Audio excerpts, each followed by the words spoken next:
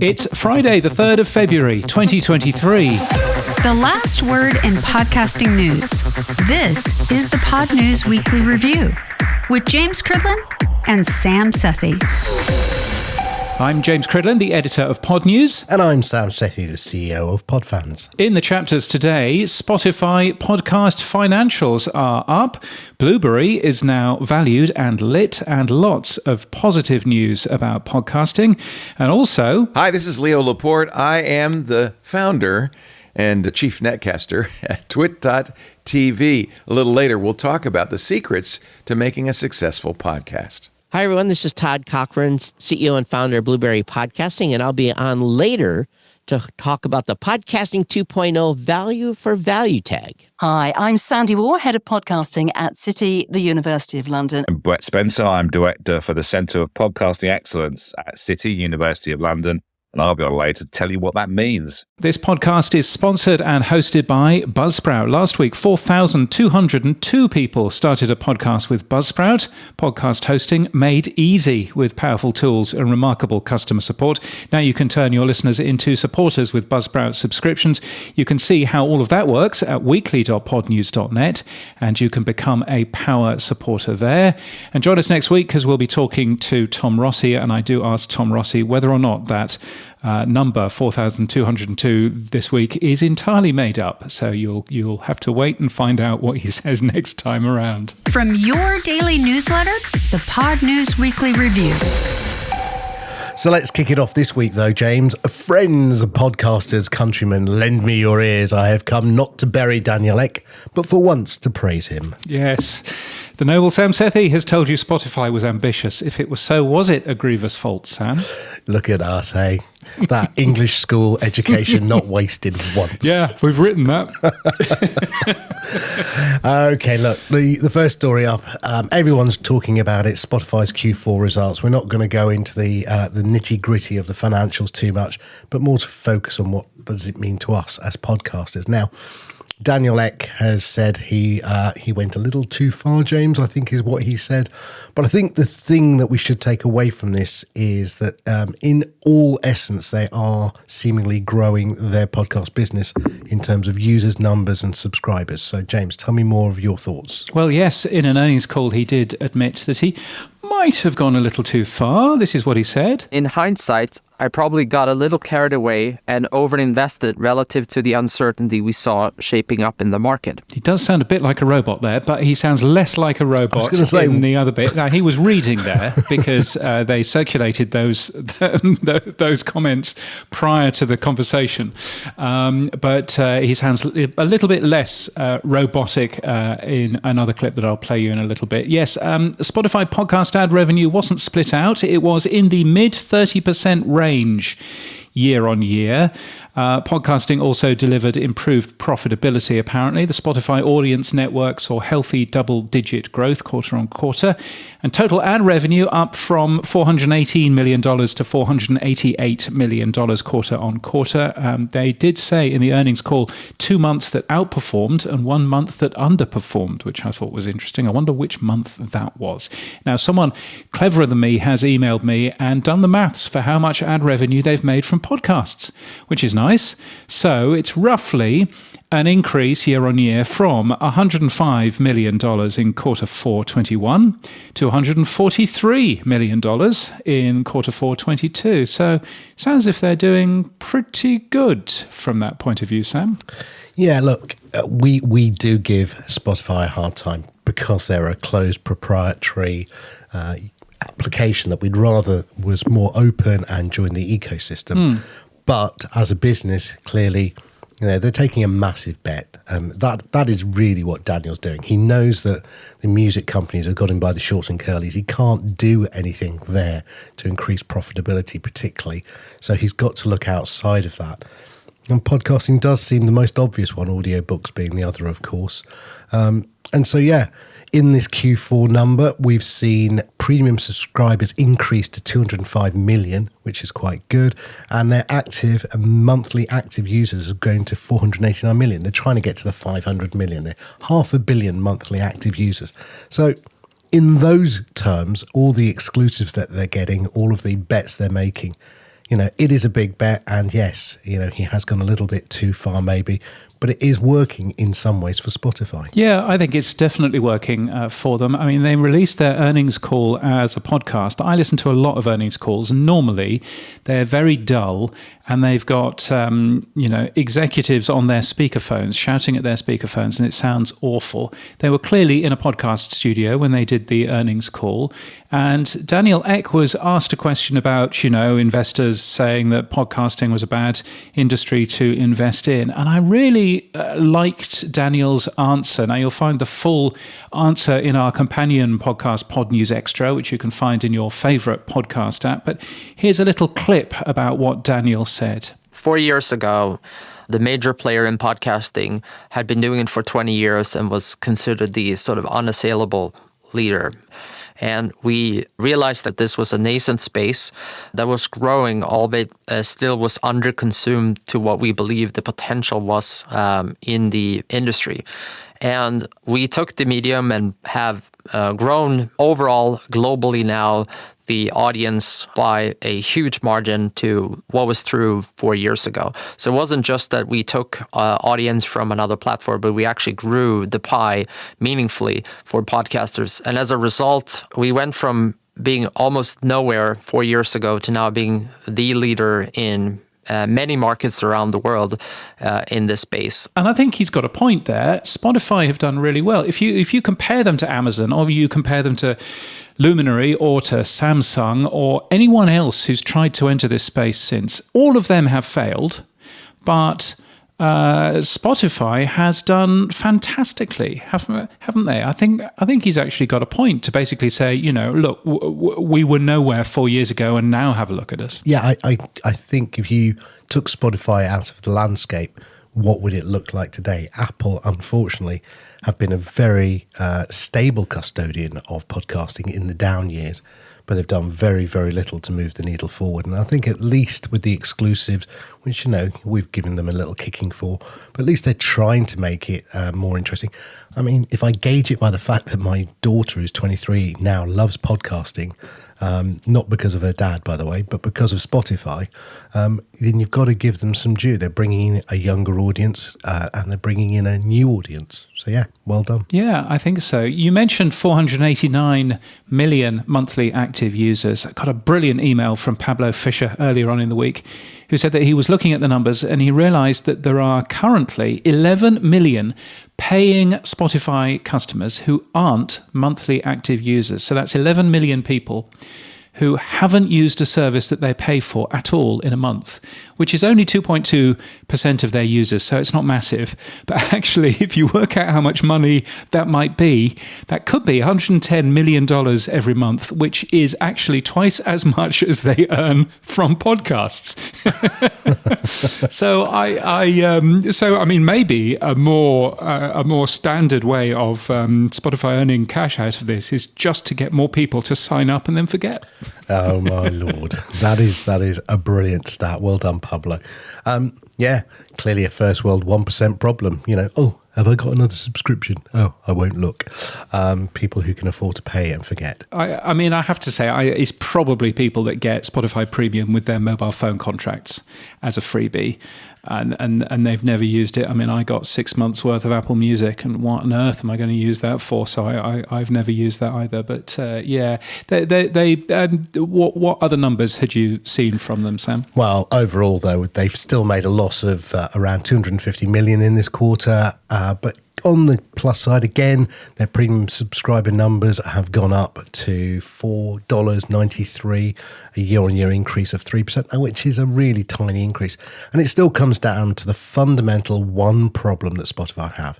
They have not increased or cannot increase with the competition. They've got the actual subscriber price. Now, I did see a really interesting article about Tidal and Universal Music have now started to look at the way that Spotify charges for music.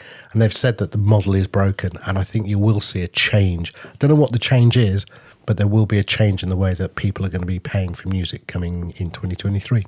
Well, I mean, they keep on turning around and saying that, being upset about the amount of money that they get from streaming platforms, but it's the majority of money that they get these days, the record companies. And I can't remember a year when the record companies have actually been happy about anything. And as far as I'm concerned, the record companies are one thing. The way that they treat their artists is quite another. So there is always that. Were there anything that we didn't see? Yes. Hello, Spotify Hi-Fi. Where are you? They promised this a couple of years ago. They also promised a new subscription tier. I think it's one of those silly things. Why didn't you just do it and get away from everyone bashing you about the head with it? Yeah. I don't know what they're doing. They clearly must have had a tech in the pipeline to do something before they announced it. So yes. I don't understand that. And also, James, come on, what else was going on with this announcement that you saw? Yeah, well, there was also no mention of paid podcast subscriptions like Apple. Now, if you remember a year ago, Spotify made a big thing of this.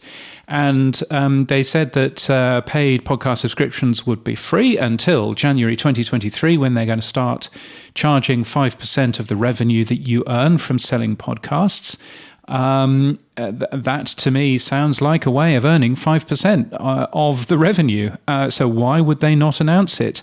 Are they going ahead with that? Probably not, by the sounds of it. So is it actually successful for them? I'm guessing probably not, by the sounds of it. So, yeah, it was interesting hearing them not announce anything around paid-for premium podcast subscriptions either. How about, Daniel, you do value for value and do variable pricing? That would really help you there. Then you could not have a ceiling on your subscription.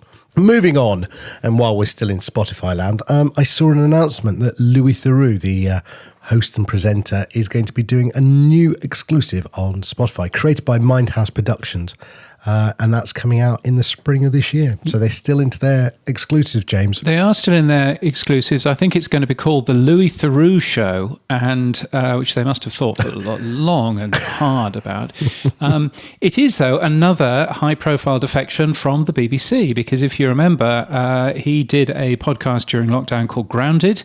It was the most popular podcast on BBC Sounds in Q2 in 2020, and seemed to go very, very well indeed. I read his book that he wrote while in lockdown as well, and he was saying how much he enjoyed doing that particular show as well.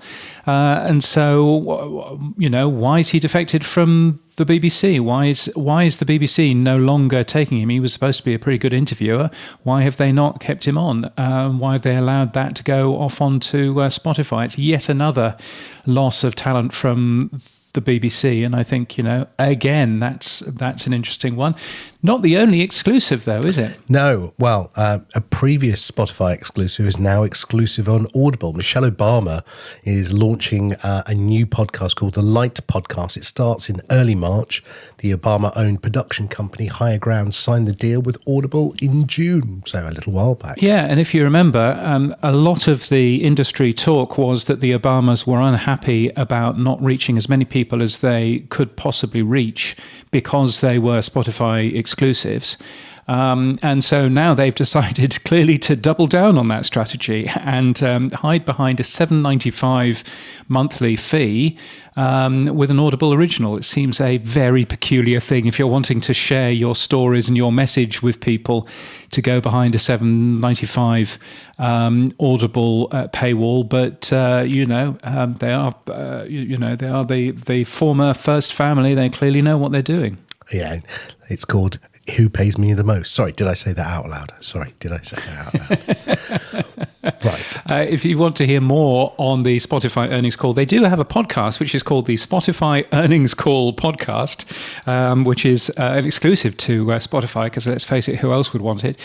And there's also Spotify's For the Record, which if you ever want to have a listen to a podcast that reminds you of plugging your headphones into the seat in an aircraft and hearing some of the dreadful business podcasts that come out of that. This is one of those podcasts, and it's got a very jolly and very British interviewer who's there giving soft questions to Paul Vogel, Daniel Ek, and Alex Nordstrom. If you want to hear what the new head of content at Spotify thinks, then Spotify's For the Record is the podcast to go and have a listen to for that.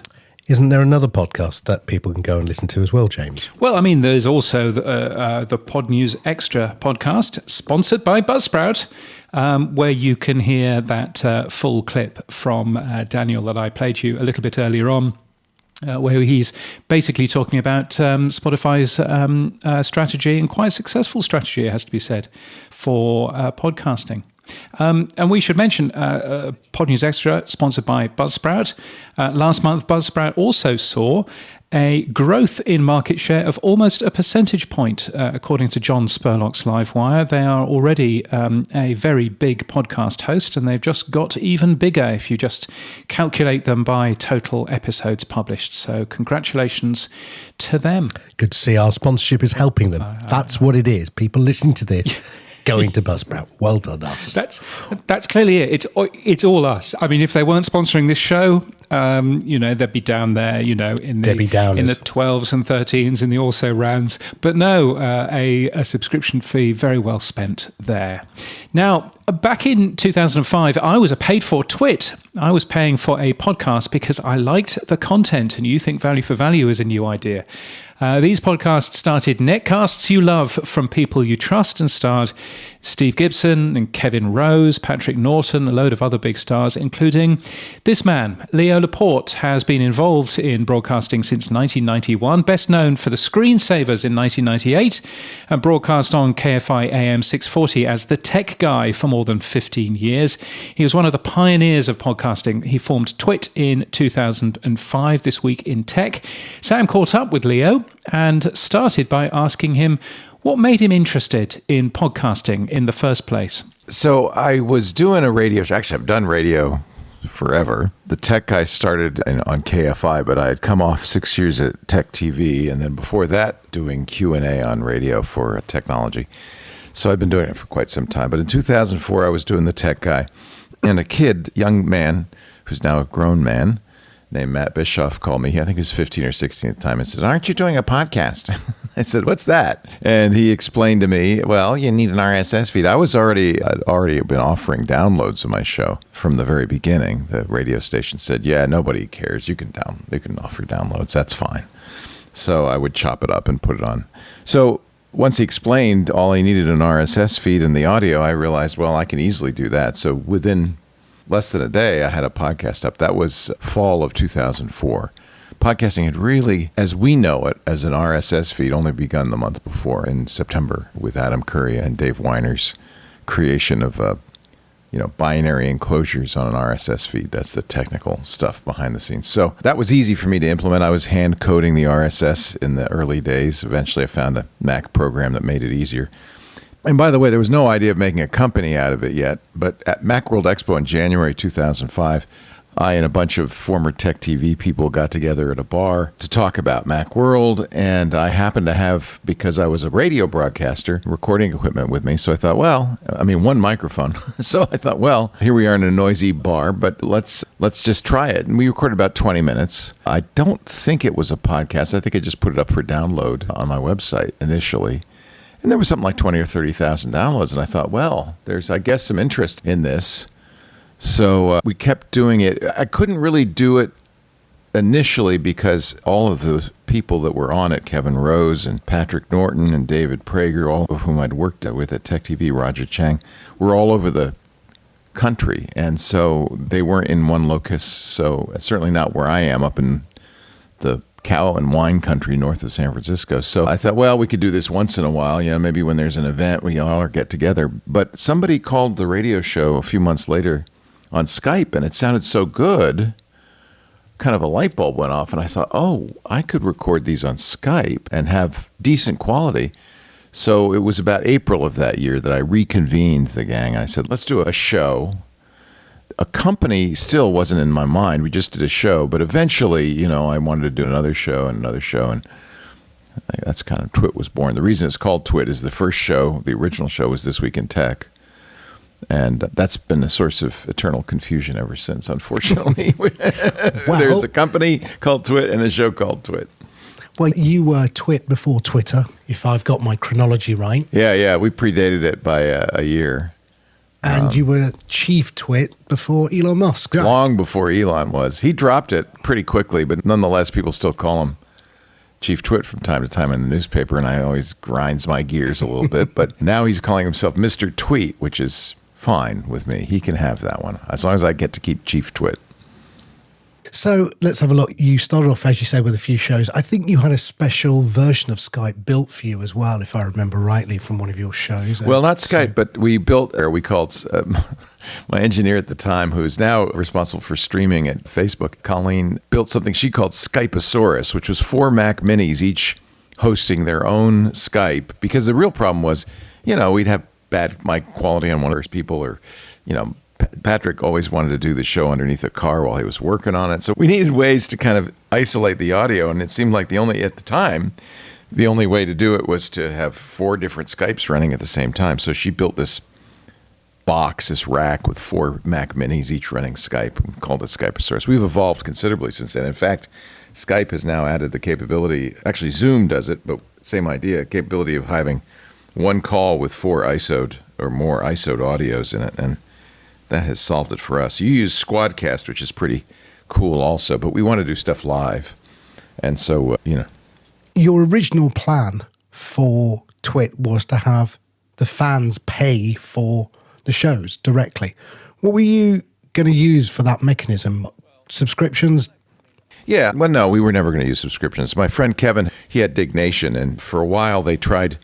he had the Dig website, and they did a podcast called Dig Nation. It was very popular. For a while, they tried having people pay for early access. But the problem with doing that with geeks is it doesn't take long before somebody to post it as soon as he's got it and, eliminated any reason to subscribe. So I never really thought I would have a paywall of any kind. The idea was I just don't want to do advertising. So we just had a tip jar. At the time, that was pretty much all you could do. There wasn't Patreon or anything like that at the time. So we asked people to tip us. Never made more than a few $1,000s a month. I think $9,000 was the most. And while that was enough for me, it wasn't enough for more than me. And I kind of had dreams of getting a little bit bigger. So we did that for a few years because I had a day job doing the radio show and I had all the equipment. It was easy for us to bootstrap it that way. But it took a few years. But eventually I realized, well, just like my radio show, we're going to have to be ad supported. And so we started doing advertising. And we've done that ever since. Have you ever taken, I've never heard you say it, but have you ever taken external investment? No. It's all bootstrapped because I really didn't want...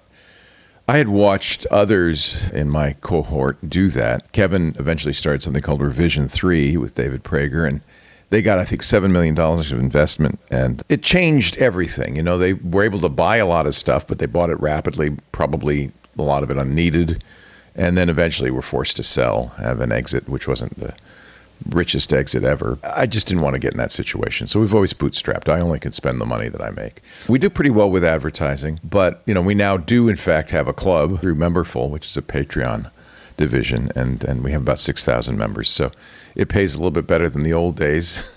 And we hope someday, I'd love to, grow it to the point where we either don't have to have advertising or at least are not so dependent on it, because advertising comes and goes. Right now we're in a down cycle, so it's hard because we still have to pay the rent, the light bills, and the staff. It costs us about $2.5 million a year to run the network. And so we've got, and as you pointed out, we don't have deep pockets. We don't have any source of income besides the ads. So the club really has helped a lot. It's made a big difference. So how many shows, just so people understand? It's gone up and down. At one point we were more than 20. I think we're down to 15 shows a week. I do 6 of them. But how do you decide what's a hit and what's a miss? Downloads. Just downloads, yeah. In the early days of podcasting, it was pretty easy because there weren't very many. To get a good launch, you'd get on the front page of iTunes or one of the directories, and it wasn't too hard to get to 50,000. So we used to say, if you don't have 50,000 downloads, don't bother, because we just can't get advertisers to support it. I think that number's a little lower now. We think we can make a podcast survive with, say, 20,000. We've canceled quite a few shows. You launch shows and they don't take off. And it's always heartbreaking, first of all, because I don't do a show unless I really want to do it, and I love the hosts, but also because the audience gets attached, and then, sadly, it gets canceled. And they say, well, why'd you cancel it? And I said, well, when was the last time you listened? Well, I only listen once in a while. And a show really has to have a devoted audience to succeed, for us anyway.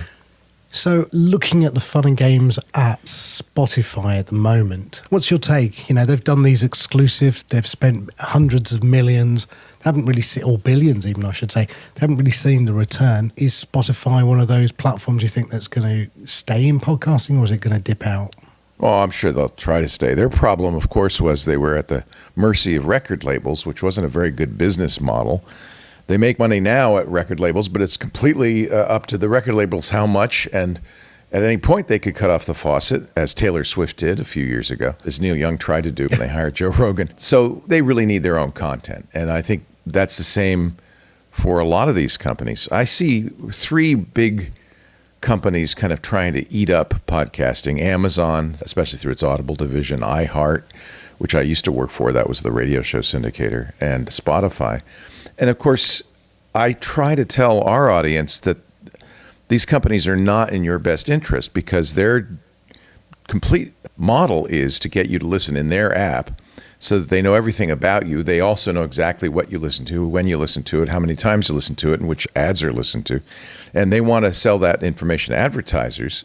And advertisers get hooked on that. They love it. They want more information all the time.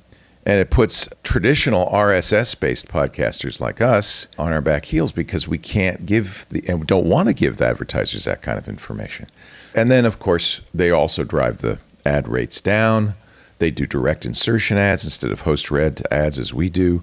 There's a number of reasons that we think they're bad for our model, and ultimately bad for podcasting. I think one of the strengths of podcasting is that it is these RSS feeds, that it's an open platform, that anybody can do it, and you don't have to have a deal with Spotify or iHeart or Audible to make a go of it.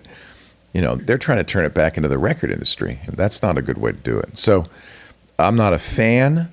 Whether they'll succeed, I don't know. My sense is they probably will, because advertisers, foolishly, I think, want that information. They want to, we know this, they want all the data they can get about their potential audience. So what will end up happening, I suspect, is that the ad market will all go towards these exclusive plays and go away from traditional RSS podcasting. So YouTube announced that they want to get into podcasting. Now, you're a video man as well. All of Twit is available. Fundamentally, I love watching the Apple announcements, but I switched to you and watch it with you and the guys talking about the announcement. So you're very comfortable also putting out lots of video.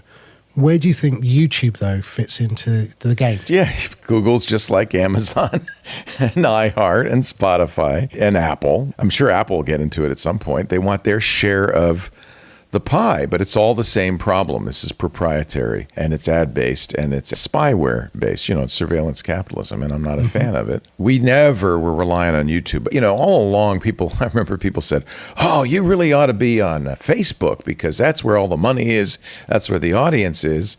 And I said, I don't ever want to be beholden to any one platform. I want to be everywhere our audience is, and nowhere in particular. And so we avoided that, thank goodness. We are on YouTube, but it's a small percentage of our overall monetization. It's really more for the numbers than it is for the ads. And so, right.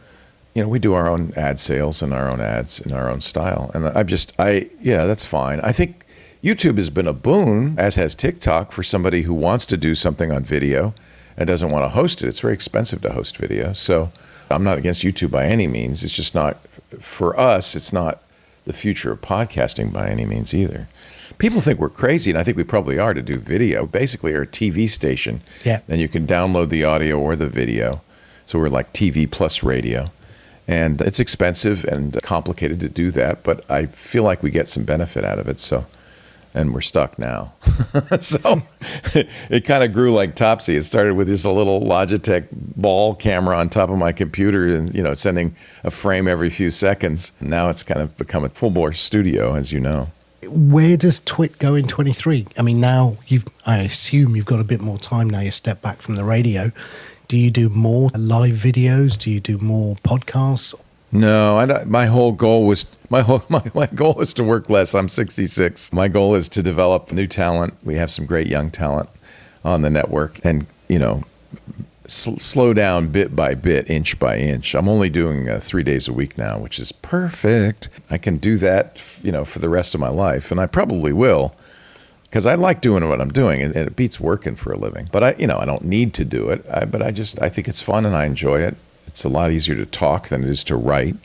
So I'll probably keep doing this at the level I'm doing it for some time. And then I don't anticipate TWiT growing a whole lot. It's possible if the club grows and the revenues grow with that, and we can develop new shows and new talent, maybe. The problem is really talent doesn't need us. My model's kind of an old school model, like, the studio model where you get a job with a radio station, a TV station, and you work on their, dime, and then you get a salary. And a lot of talent doesn't need that. You could be a Marquez Brownlee, do it yourself. So it's happened a few times. We've had young people come on and we develop a show for them, and they develop and they get better, and then they say, see ya. So, yeah. And I don't blame them. I'd probably do the same thing if I were them. Now, you started off mentioning Adam Curry, the podfather. Have you seen some of the stuff he's up to recently with the RSS extensions, the namespace and the extension tags? Adam has for a long time tried to do something like these other guys own the podcast space. So any extensions to the RSS are non-standard. You have to have a non-standard player to listen to these. His directory really was, I believe, on his part, an attempt to get people like Alex Jones back on the air. He's kind of a right-wing nut job. And so I think it was politically motivated. He was, they're canceling Alex Jones and people like him, so we got to make sure there's somewhere for people to find him. That's fine. Nothing I want to participate in. I noted the other day as well in one of your shows, the other thing you dislike quite a lot is all of the NFT stuff, which I agree with actually personally. That's not an area that you're looking into either, is it? There's a lot of grift out there. Not just, anything new and perhaps not so well understood by normal people is going to be ripe for this kind of thing. As far as I can see, cryptocurrency's primary use is for money laundering and ransomware. And NFTs, a lot of people touted the idea that, this is great for creators. No, it's not. It's a speculative security, and it's great for investors, and people want to, make money by buying low and selling high. It's nothing I want to participate in. If somebody wants to find more about TWiT, where would they go? Easy to find us. Google TWiT. We're still the #1 TWiT on Google. Or you can just go directly to the website, TWiT.tv. When we first started TWiT, a lot of Brits called us and said, you know what TWiT means? I said, exactly. That's the point. We don't want to take ourselves too seriously. I just realised one last question. Sorry, Leo. You've cancelled Twitter recently for yourself, not for the network. You've moved to Mastodon. You've obviously got your Discord server. Are you finding Mastodon a fun place to be or a good place to hang out now? We had our first... So Mastodon is based on an open standard called ActivityPub, which is based on something that's been around for even longer, StatusNet, before that Identica.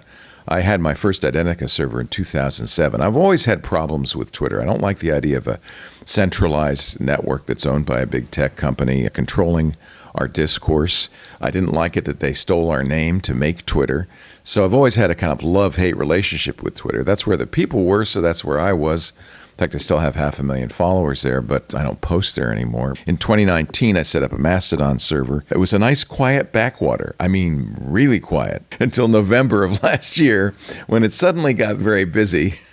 And I went from spending €15 a month to $350 a month to host it. I've always believed that the most important, as a broadcaster, you think all the time about audience and audience size. And I've always thought the most important thing about grassroots media, especially podcasting, is not audience, but community. And I always knew, we had such a strong community behind TWiT from the very first. That was the thing that made it special. And I've always done things to foster that. So we always had an internet relay chat, an IRC channel with all the shows. Now we have a discourse forums. We have Discord channel. We have the Mastodon instance. I like those ways that people can interact with us and participate in community. I think, and people say, why don't you have YouTube comments? Have you seen YouTube comments? I don't want the community to be somewhere I don't control. And so, we have these, I think, wonderful open standard places for you to interact with us. I guess Discord and Discourse aren't technically open, but I love Mastodon because it is open. And I think that's the best way for us to, continue to interact with our audience, or should I say community. Now, last question, I promise. You've been around podcasting for a long time, nearly 20 years. Since the beginning. 2025. Yeah. What would you give as a piece of advice to someone getting into podcasting today? What would be your one piece of advice? Think of podcasting as akin to blogging or even microblogging on a platform like Mastodon or Twitter, or being a photographer and posting on Flickr or Instagram. Don't think of it as a way to make money or even as a business. Think of it as a way to express yourself, as to be a creative person. It's great because in the old days of the record industry, in order to become an artist, everybody said, you got to sign with a label, man. Those days are gone. You make your own music, and and the modern tools let you do it at a low cost and get it out to a maximal audience thanks to the internet. That's the same thing with podcasting. Think of it as a way to express your passion. Now, if you make money at it, that's even the best way to do that is to build that community around what you do. If what you do is popular and people like it, don't think of them as an audience. Don't address them one-to-many, but have a conversation with them. And that's the best way going forward. And if you're doing something people like and you're good at it, maybe you will make a living doing it. But I never started to make a living. It's a tough road. Leo Laporte on the Pod News Weekly Review. Sam, what did you think about his comments about the new podcast namespace? I tried to say to Leo, just as we said at the beginning of the intro, that, value for value isn't new. Leo was talking about that as a way of monetizing TWiT. And he really just didn't seem to get it, and he dismissed it out of hand, really. And I know I've spoken to Lisa, and she's done very much the same. I think if they did take a second look at it, they might find it as a much more interesting way to engage with their listeners, and they have got a fairly big listener reach, and to then get them into this next generation of monetization in podcasting. And really, actually, if he did it, I think it could really help all of us in the podcasting space, because it might take it more mainstream. I was having a good chat with somebody earlier on in the week, and they were saying, it's quite senior in podcasting, and they were saying that one of the things about podcasting 2.0 is there's an awful lot of geeks in there. There's an awful lot of techie people in there. And there's no one from marketing. There's no one who is understanding how to shape the message and give it to normal human beings. And I thought that was an interesting comment. He also said that there was no one in user interface design in there as well, which I think is also a relatively fair comment as well. Do you think it's just a lack of adequate marketing of the namespace and the new features? I mean, obviously, when you're putting, Leo said, if you start putting new things into RSS feeds, it won't play on old players. That's not true. But that's clearly not a message that Podcasting 2.0 has got over yet. Well, the one thing that Leo did say was that in maybe not the interview we had, but in certainly one of his shows, crypto, NFTs, it's all the same stuff, Bitcoin, it gets lumped in with that sort of, it's all skanky and scammy. And people, say, look, can we separate Bitcoin from crypto? Sam Friedman is not the same thing. So that's one thing I think we have to get across as a message. We are going to have an interview with Todd Cochrane, and Todd says one thing in the interview, which is, can we stop calling it tags, because that doesn't mean anything to the end user? Can we call it features? And again, that is another good example of normalizing it for everyday users in the language that they might want to hear, rather than the geek language that we're very happy with. And I do also wonder whether or not there's something there around the index, and I completely understand where Leo is coming from, and the namespace run by the same people. And so if you don't necessarily agree with the concepts behind the index, you won't necessarily agree, you'll discount what the namespace can actually offer as well. And I wonder whether there's, there are things that we can do there as well. But it was a really interesting conversation, and I enjoyed that very much. It's very good to hear him. He doesn't sound any different to what he sounded like 20 or so years ago when I was tuning into him on the TWiT network. So that was really good.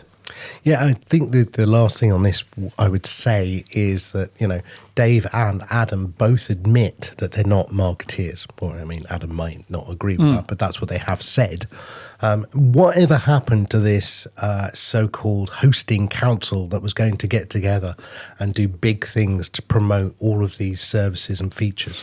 Yes, whatever happened to that? I mean, I had a conversation this week with somebody who's involved in that, and it does seem very, very slow. And I think that that's one of the problems. And one of the reasons, by the way, why Podcasting 2.0 has been so successful, in that we've not had any of that stuff. We've not had any of the political nonsense.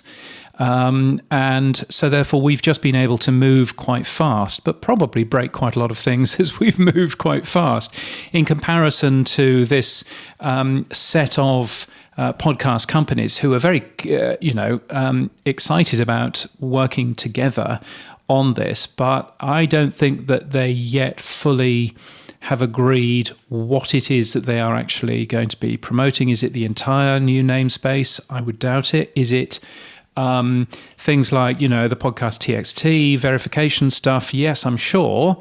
Value for value? Who knows? So I think that there's, interesting questions there, but hopefully we must find out something by Podcast Movement Evolutions, because if we don't hear something by Podcast Movement Evolutions, then that's, 9 months without anything really happening with that. And we might as well call that, a dead thing. And I would rather that it isn't dead. It'd be quite nice if it was not. Agreed.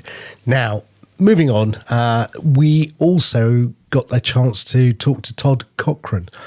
Todd has gone from a naysayer to the darling evangelist of the podcast namespace. He is fully lit and he is loving it, and he is basically taking Blueberry into the next generation, as he calls it. So he's adding all of these podcast namespace features. As I said, he's calling them features, not tags. What do you think of Blueberry before we get into the interview, James? Yeah, I think this is a really key example, actually, of the type of thing that we've just heard with Leo.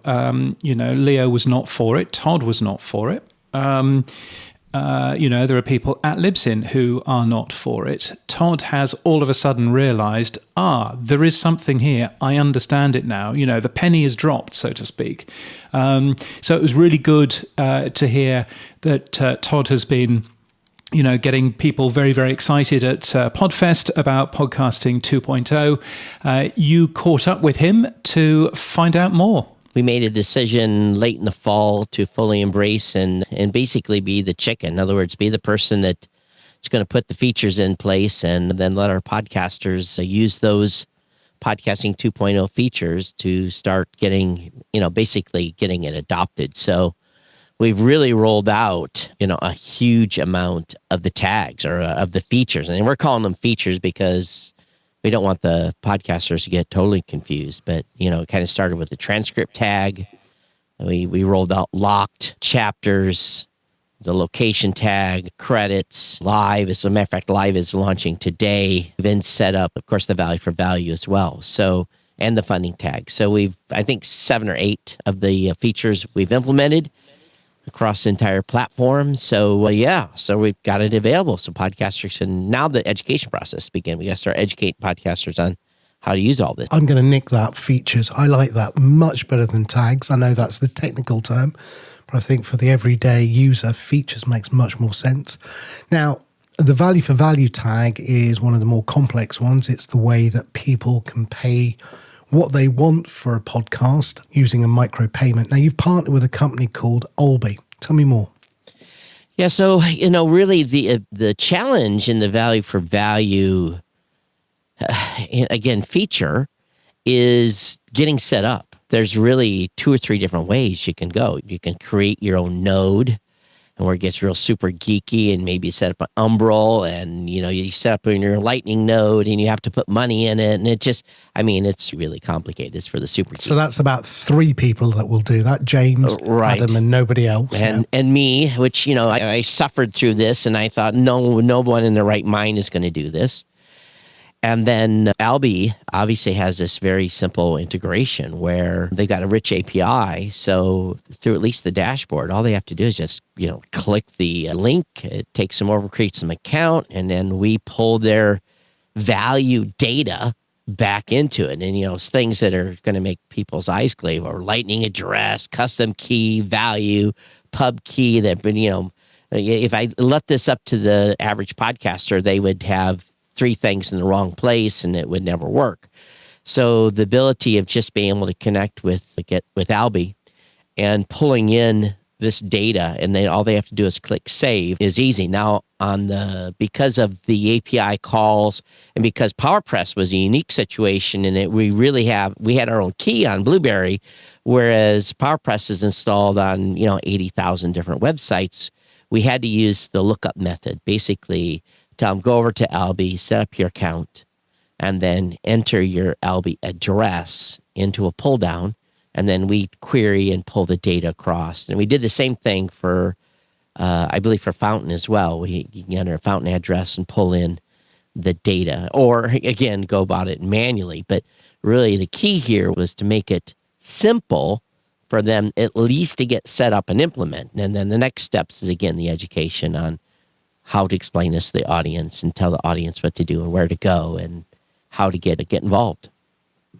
So just remind me, there was the one thing I didn't hear. Did you say you support the person tag as well? We do. We support the person tag, yeah. So that Excellent. is implemented as well. So great. So I believe from the press release, the number you mentioned was 150,000 customers that would now be enabled with a Albi wallet. Yeah, so 100,000 across Blueberry and PowerPress. And here's the exciting thing. Not everyone that uses our PowerPress plugin hosts with us. So essentially, someone could be hosting with a competitor and using PowerPress and still be enabled today, whereas maybe their hosting provider is not doing this. So maybe it's several of the big companies have not done anything in this, and the ability for them to be able to participate here without needing their hosting company's implementation is what we're excited about as well. So the Blueberry customer base, and including the PowerPress users and everyone, again, about 100,000 is the exposure here. So you mentioned also that today, you're announcing that you've got the support for the live item tag as well. Now, your show goes out live on both audio and video. You've been a great proponent of the live item tag, certainly for at least a couple of months now. I know you've been using it with Rob Greenlee, your co-host. Yeah. What have you done as Blueberry then? Tell me more about what Blueberry have done today. So the live item tag is simply, at this point, the ability for them to, fill out the information they need to become lit, to be able to change the status from pending, live, or ended, ability to set a start and stop time, be able to set a stream link, whether it be a shoutcast or one of those types of audio streaming services, or even provide ability to put in a video streaming link. Now, we know that most of the apps, the video streaming is a little bit more, it's not like I can put a YouTube link in there right now and it'll just show up as a YouTube play. But I think over time, the video piece will get better. But what we've done in addition to this is we're going to allow Blueberry customers that want to stream audio.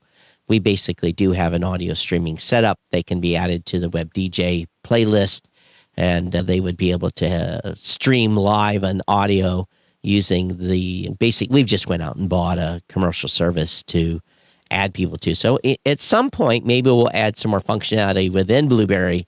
But at least for now, any podcasters that at least want to stream audio live, they can do that just by connecting up with me and asking for an account. I think the live for me is as exciting as the value for value. It just brings this whole new dynamic, and having the ability for all of these apps that are now supporting live. And then as I was explaining to some folks last week at an event, I said, see right here, we are live in the app.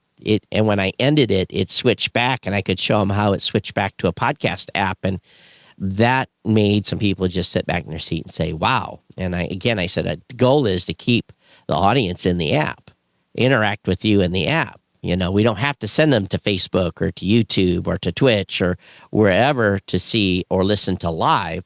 They can do that right in the app and get that great experience and consume the content right where they normally do, but do it on a live basis. So again, the live item is essentially at this time just the ability to enter all that data and have it available. And if they do want to stream audio, they can contact me to get a count on and you're going to have to juggle that, because if too many people say we want one, we may have to set up a second one to be able to accommodate all the time slots.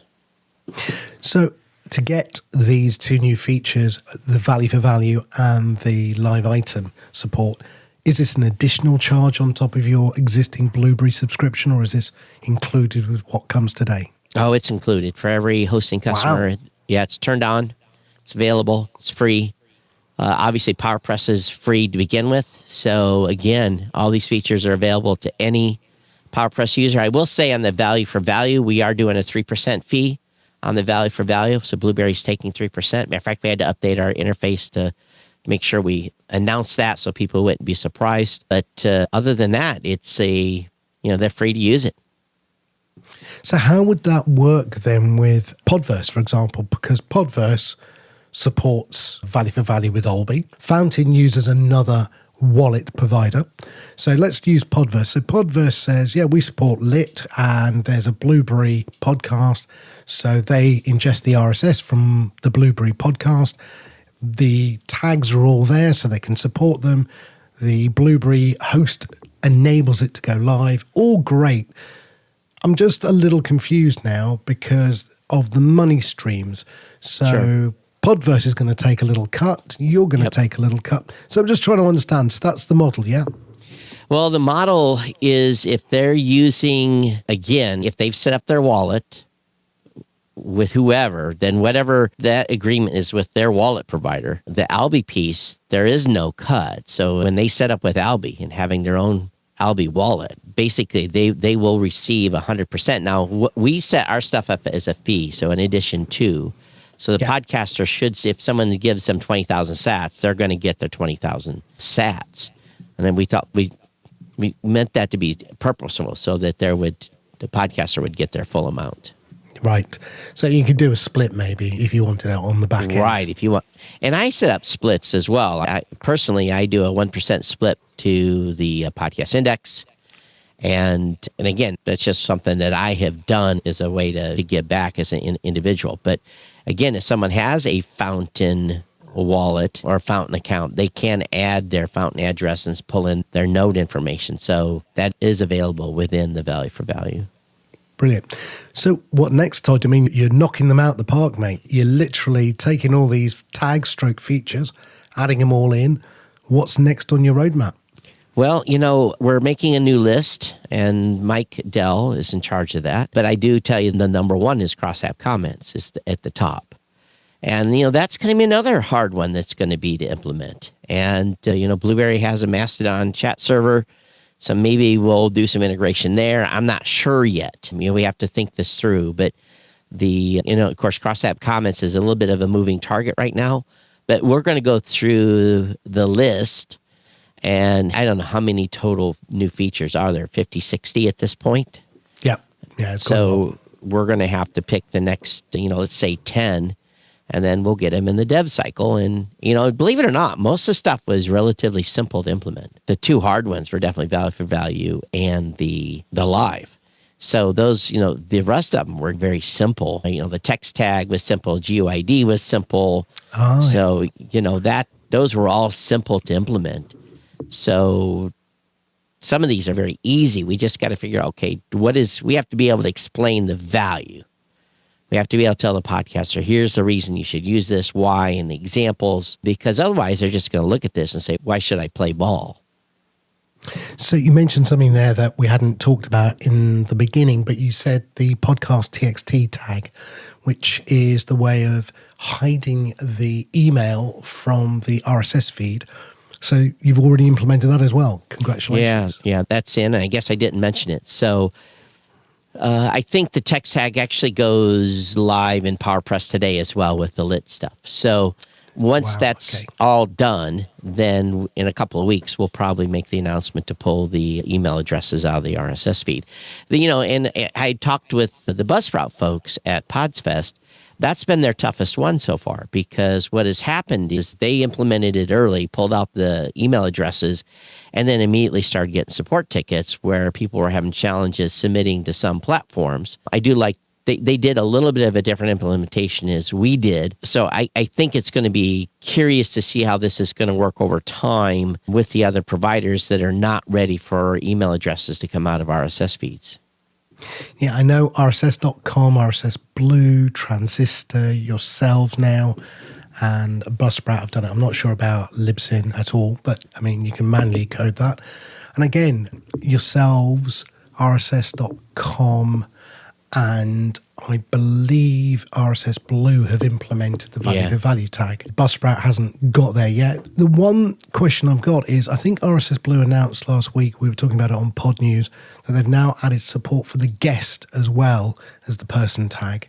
Is that something, just ticking off features with you? Yeah, that's all in there. So wow, okay. So you're able to, and basically we've got, it's set at the show level and at the episode level. So you can set the show level. Let's say I'm going to be the host all the time, and then I'm going to have a co-host on the episode level. I can set a co-host or a guest, and in the show level, we can set the producer. We can set, all those credits, and we basically pulled that taxonomy list from, I think we're supporting every type of talent that's in that in the spec. So that's all there, as well as the chapter tag stuff too. So we're good for chapter tags, but that actually, we had already had that implemented for quite a long time. One question then, I mean, you've literally got it all. Boostergrams probably are there as well. The transcripts, are you auto-transcribing? So, obviously Spotify does it, Amazon does it, a few other companies are looking at doing it. Is that something that Blueberry might add as well?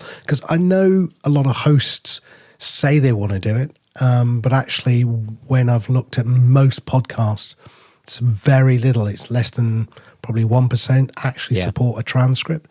Is that something you might consider adding as a feature? Well, transcript is available today as far as them being able to link a transcript, SRT, VRT, PDF. We also have partnered with Rev to be able to, the folks can, basically when they publish their show, they can enable a transcript to be created by Rev. It is an add-on. We're not doing that for free. And to be honest with you, we chose Rev because one of my team members did an extensive study, and matter of fact has a public article out about their quality. We believe they're the best in the automated transcript space now. So the ability for a podcaster to get a transcript back in 3 or 4 minutes after they publish their episode is already built in, and that's one of the reasons why we're able to launch the closed caption stuff back. I don't know, that was back in August, I think, in the player. So as far as turning it on for everyone, I've done the math on that. That's a big number. That's a very big number annually to be able to provide Rev quality transcripts to every customer. I know there's some other services out there that are doing it now. They're open source. We might look at that as a future option. But again, just the pure cost on it at this point is more than we were willing to chew off without adding it as an add-on. So right now, basically, any customer can add it for $10 a month and get essentially the same amount of transcripts as they have in episodes published each month. Yeah, I mean, Descript use Rev, so it's great. I'm sure all of us will start to look at some of the AI stuff that's out there, like OpenAI, Whisper, and some of the cover art stuff, but, that's down the track. Mm-hmm. Look, Todd, thank you so much. I won't take you up. That's been an amazing list of things you're doing. Todd, where can people go to find out more? Just come over to blueberry.com, and if you want to learn about the Podcasting 2.0 specifically, just search for Podcasting 2.0 search bar, and basically it'll lead you to all the Podcast 2.0 overview, plus the 2 links to the 2 different platforms that support all the features and the instructions within. And if they want to hear your podcast, your live podcast, where would they go? Well, the live one is do 2. One is the new media show, but they can get that on Fountain or any of the live apps that are available at newpodcastapps.com. They're supporting the live item tag. They can always watch it on the web, but I'd rather much rather them go to New Podcast Apps and have the experience within the app to see what the value is here. Todd, thank you so much for your time. Thank you. Todd Cochrane, the CEO and co-founder of Blueberry. I've just made that job title up, but I hope he doesn't mind. And also the evangelist of gettingyourown.com. And a good man. Looking forward to seeing him. Of course, Blueberry is not the only company, is it, who's getting involved with value for value? No, I mean, one of the first ones that really stepped up to the plate, as we said, the hosting companies really need to do this, was RSS.com. Last year they added digital wallets, partnering with Albi to offer all of their podcasting customers a digital wallet, which I thought was a great step forward. The uptake doesn't have to be massive to begin with, but it's the chicken and egg, as Todd said at the beginning. I'm the chicken.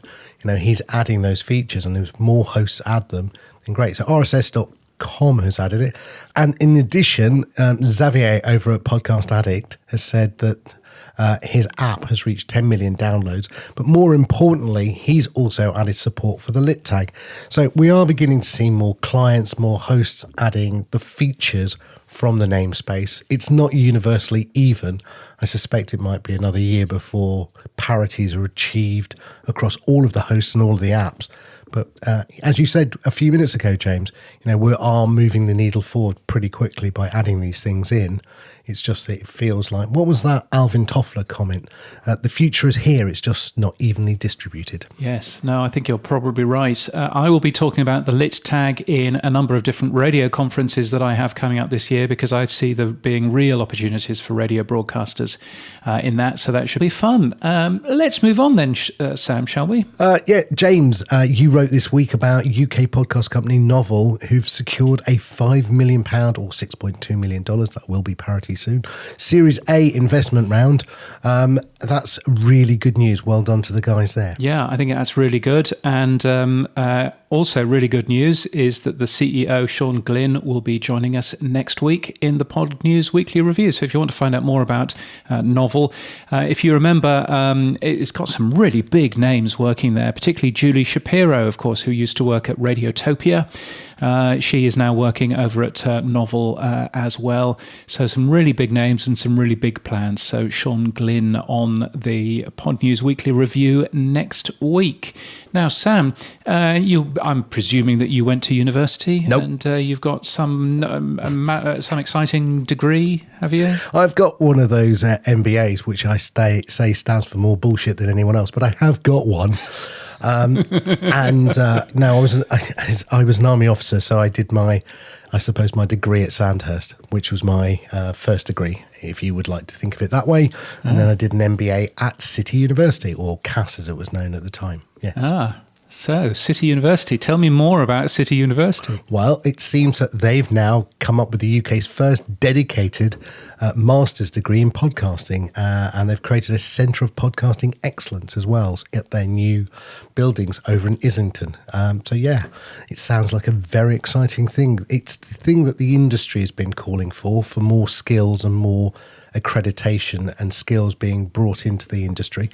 And so I caught up with a friend of yours, Brett Spencer, and Sandy Waugh, who are running the course, to find out more about what this new MA in podcasting is about. Sandy, first of all, hello, how are you?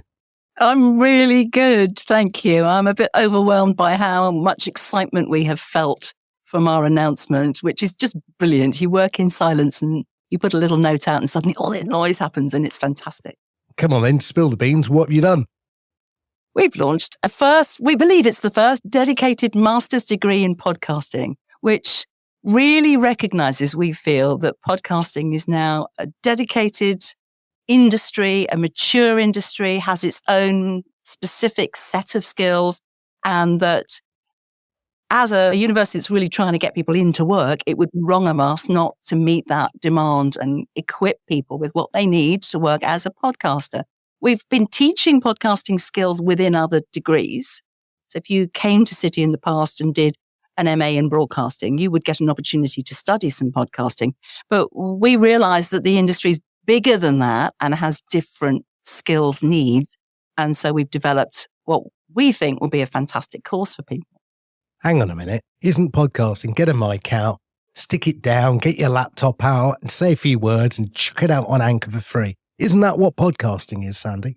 It's part of what podcasting is, but it's a lot more than that. And if you want to be successful and actually make a career out of it, which is what we're designing the degree for, is you need to know not just how to put a mic down in front of you and record it, but why are you doing that? Who are you trying to talk to? What is the objective of your podcast? Is it about sharing information, or is it about building a brand, or is it about earning money from it? And if that's your intention, how do you do that? So how do you then use digital and marketing skills and branding skills and social media skills, video skills, which are increasingly part of podcasting? How do you set yourself up in business? How do you develop ideas? How do you relate to the industry and manage talent? So it's way bigger than it can be. Stick a microphone down and record it. Of course it can, but it can be an awful lot bigger than that. We're joined here as well by Brett Spencer. Brett, hello. Now you're, if I get it right, is basically the role of commercializing this, looking at outwardly towards industry. What itch is this podcast degree going to scratch for the industry, and what are they saying to you? Well, one of the things that I've been involved with is bringing the podcast industry into City, and we've had a really fantastic steering group that have helped put this together, that has involved Acast and a whole collection of major independent production companies, as well as some independent lone podcasters alongside Audio UK and Audio Train and other training bodies that have really fed into what they thought the degree should be and what the degree should contain. And we want to continue that and make this degree part of the podcasting industry and the podcasting infrastructure. And as part of that, we'll be looking to do monthly events at the university to bring people together, both from the university and from podcasting industry. And we really want to make sure that students coming off these courses can get work experience at relevant companies and end up in jobs after completing their MA.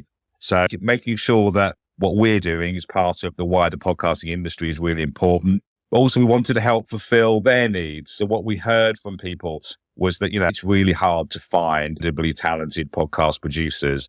There are a lot of people coming into podcasting from social media jobs, from working with influencers and the creator economy, and not necessarily coming into the industry with the necessary audio skills or all the business skills that a podcaster needs. And one of the things that this course will do is to teach you all of those skills. I mean, I always used to say to my teams at the BBC and at Bauer, it's 50% making the thing and 50% getting it out there. And if you think about it, somebody who's a podcaster, they're doing 3 jobs at least in one go. Creating the podcast, they're producing, they're presenting, they're booking guests, they're thinking about how to make money, they're an audio engineer, they're thinking about the social media, the launch campaign, graphic design for the artwork, going through all the data and looking what the data looks like. This course will teach all of that. I mean, you've heard of the gig economy. Well, if you're a podcaster, you're doing all the gigs and all the economy. So you'll get all of that from this course. That's going to be a line in this course. I can see it somewhere, that line's coming out. Now, Sandy, tell me more. This course, when can people start to apply for it and how long's the course? Give me some more detail. So the application process is just going through the last little bits of red tape so it can be sorted out by our admin team, because, of course, this is international. It can be applied for from anywhere in the world as long as you can physically get here. I've had a few emails from people saying, can we do this remotely? At some point in the future, it might be possible. But right now, we want people on campus in our lovely new studios and facilities that we've built. It will be a standard academic intake point, the end of September 2023. And master's degrees at City, they're taught, we don't do a half term or semester. We do sort of blocks of terms. So there's mainly 2 big taught terms, and then there's a space for people to do practical projects and build their brand and their actual podcast project. And we will build in some quite nice gaps, therefore, for people to go and get work experience and go and get industry experience as they go along. So it will be an academic 1 year if you do it as a full-time 1 year, or over the 2 years if you do it part-time.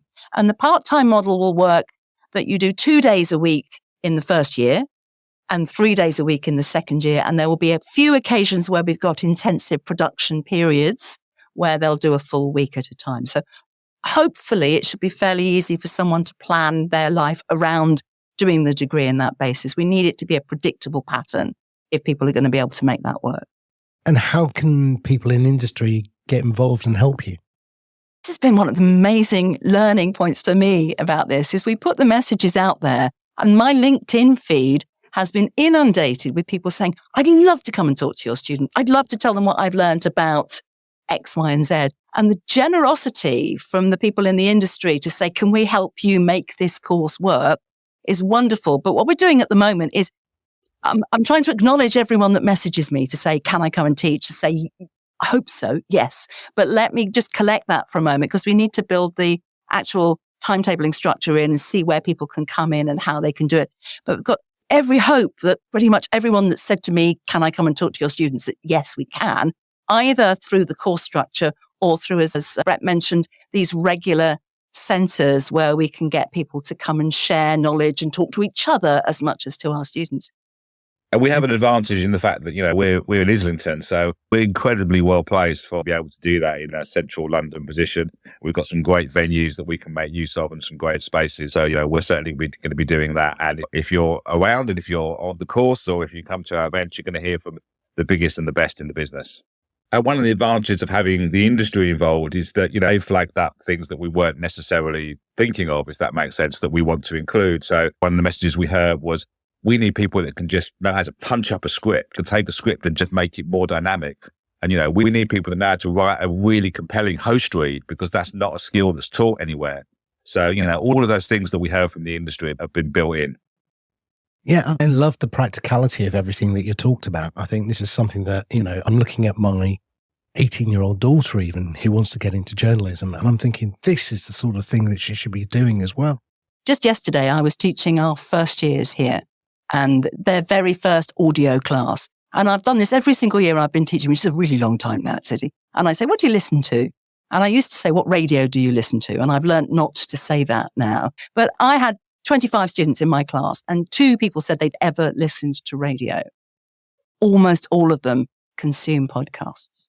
Yeah, and, they do. And particularly if we want to connect with them as contributors, as product creators, we've got to meet them where they're at, which is podcasting very largely in the audio environment, certainly.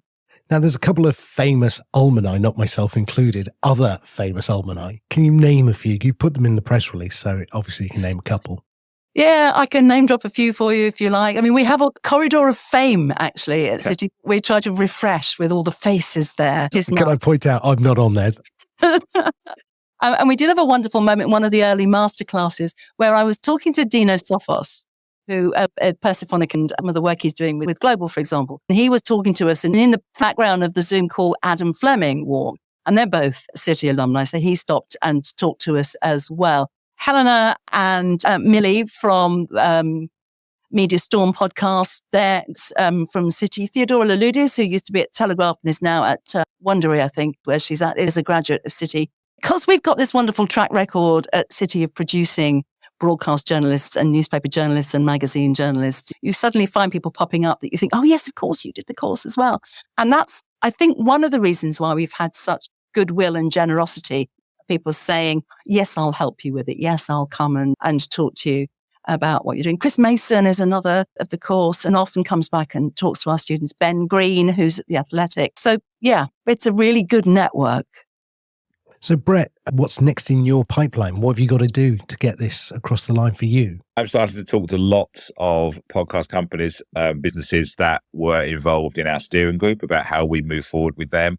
I'm also responding to loads of emails from people saying, we work on this project with you and that project with you, some of which are really interesting things that I'd thought of and want to get involved with, some of which are things that just never occurred to me, which seem very exciting. So over the next few months, I'll be working through all those ideas. We'll have other announcements coming. We're hoping to be able to provide sort of bursaries and sponsorship for students who might find it tougher to do the course. There's a lot of work ahead of us about making sure that we're very much part of the industry, that we have really compelling monthly events, and that it's not just about the course, but it's about everything else that we're doing. You mentioned the monthly lectures and courses. So you've got a beautiful new theatre room that you've got available. You and I talked briefly about some very famous people coming in to lecture there. Is that now published anywhere? On the university's main website, we put the events up. The Centre for Podcasting Excellence events we've not yet got in the schedule, but we will shout about it. We will make sure people know when they're happening.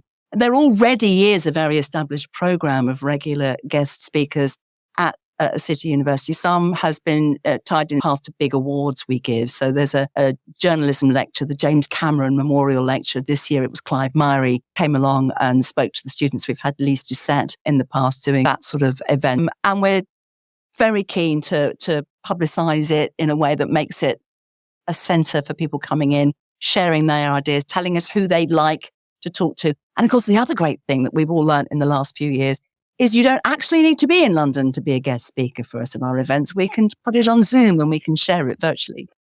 Brilliant. Now, Sandy, tell me, if I want more details, what is that URL for the website? It's city.ac.uk is the main address, city.ac.uk, or by all means, email me on my city. I'm going to dread saying this, aren't I? Email me on my city address, which is Sandy, sandy.war.1. I am the original. sandy.war.1@ac.uk. Brilliant. Well, I'm brett.spencer@city.ac.uk, or you can contact either of us on Twitter. I'm @BrettSR and Sandy's @SandyWar with 2 R's. Well, look, I so look forward to coming down, meeting you both in person, and best of luck with what you're doing. It's a brilliant initiative. So thanks for kicking it all off. Thank you so much. Thanks, Sam. The very excellent Brett Spencer and the also very excellent Sandy War. Sandy used to be the voice at the top of the hour on LBC a long time ago. And I've known Brett for many years as well. So good to hear them. And really interesting as well to see the feedback on this new MA in podcasting and a centre of podcasting excellence. Lots of people on Twitter saying what a good idea it was. Lots of people in their press release giving very positive quotes and things, and then a few people whinging and moaning and saying, "Oh, we don't need any of that. We just need experience." And I see absolutely no problem if you are a student and you wish to learn more about this from some of the people who Brett and Sandy have got worked out. I think that this sounds like a really good idea. So many congratulations to them. Yeah, I didn't make the Wall of Fame, though, there. Dino Sophos is there and Chris Mason. But I'm not on there, James. I'm not on that wall. Yes, I remember walking past the Wall of Fame. Yes, you're absolutely right. Well, I don't understand why they haven't got Sam Sethi. We should go and... I might just take my own photo and just graffitiise it and hang it up on and run away. Yeah, stick it on. Yeah. Stick it on, yeah, it's absolutely right. When I used to live in London, I used to live up in Southgate, and there were always signs there for alumni of Middlesex University. And Virgin Radio's newsreader at the time, Andrew Bailey, was on there, and it always made me laugh as I walked past his gleaming face every single day. So yes, that's always a good thing. So yes, I of course went to the University of Life, so I didn't do any of that nonsense. The other one just like that, James, that really bugs me is my old school, Loughborough Grammar School. Ben Hammersley went to it. And of course, he of the famed I Made Podcasting in the Word. And he's down as one of the famous ex-students.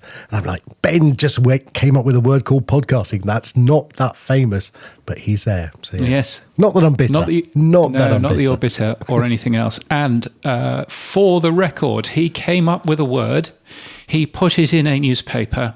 Not one person used that word for 5 months. Not one person used that word for 5 months. And then a man called Danny Gregoire came up with that word.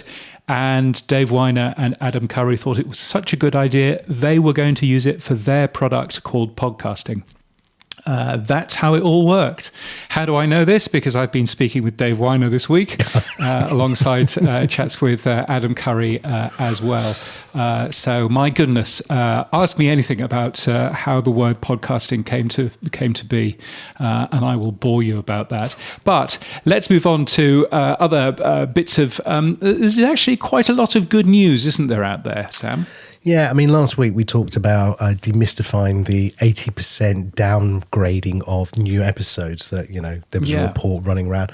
And look, I think, people are naysaying about, is it the end of podcasting? The economy is going, the tech titans are getting rid of people, so it must be the end, right? So here's some good news. Podcast downloads increased by 20% last year, says Triton Digital. And they said listeners downloaded 5.6 episodes a week on average, representing 3.8 hours of content. Yeah, I mean, there's just a pile of good news, really. Acast's Podchaser has been talking about the podcasting middle class quietly and consistently growing. Basically saying, look, yes, there's incredibly tumultuous weather at the top in terms of the big players. But actually, if you look pretty well everywhere else, podcasting is continuing to grow, which is really good. Cory Doctorow also wrote a really good piece, which is really difficult to read in a daily podcast that you have to put on the radio. So I didn't actually mention the word, but he said podcasts are hearteningly N-shitification resistant. I love N-shitification. It's just like a fantastic thing.